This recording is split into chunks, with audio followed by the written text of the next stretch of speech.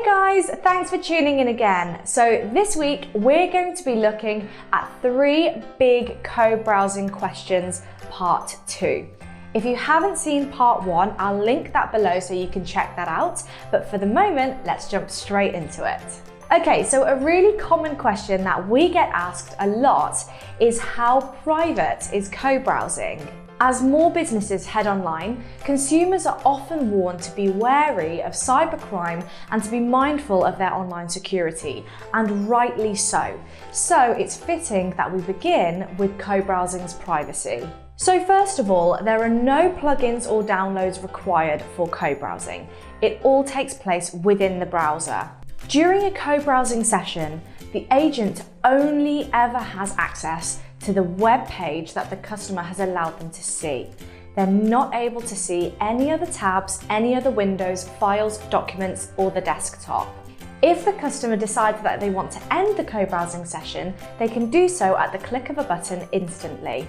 When the customer decides that they want to escalate the conversation to a co-browsing session, they must give explicit consent for the agent to access the microphone or camera.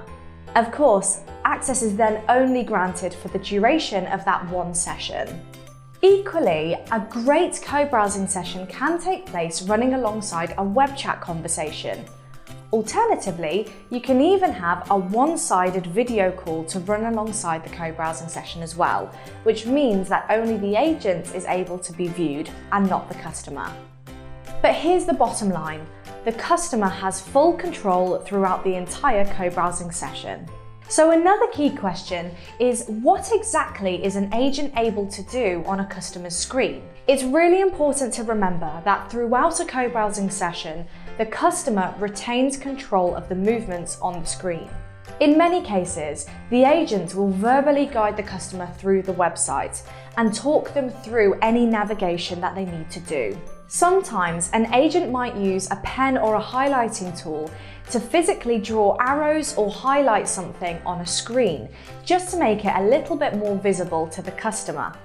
In the same way, they could also use a page push feature to quickly send customers to different parts of the website with ease. After all, sometimes it is easier to show rather than tell. We've all been there when someone's trying to tell us where something is, and for the life of us, we just can't see it. This just helps to make the whole process a little bit easier for everybody. If permission is granted, agents are also able to fill out parts of forms for customers, of course, redacting any sensitive fields along the way.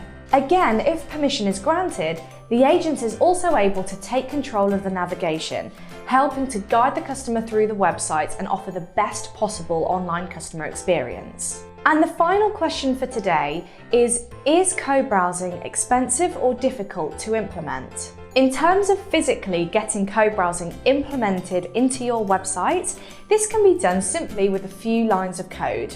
It's important to remember that co-browsing is an escalated feature of webchat, so you would need to have a webchat feature installed onto your website to begin with. This can be fully customized to your branding in terms of position, size, color schemes, and much more.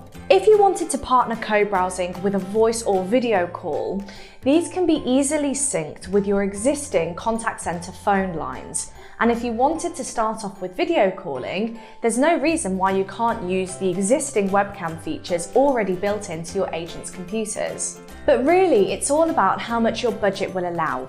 If you have the budget, why not integrate swanky new state-of-the-art cameras and microphones to deliver the best possible experience to your customers? If you're going to be using your existing systems to embed the co-browsing feature into, then there's no real additional expense outside of the license fee, which of course depends on the number of people you have on the platform. The only other really important thing you would need to consider is proper training on how to use the platform for your staff. So there we go guys, those are 3 more FAQs around co-browsing.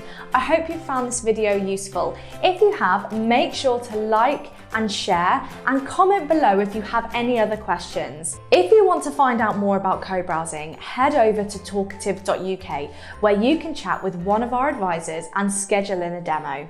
See you next week.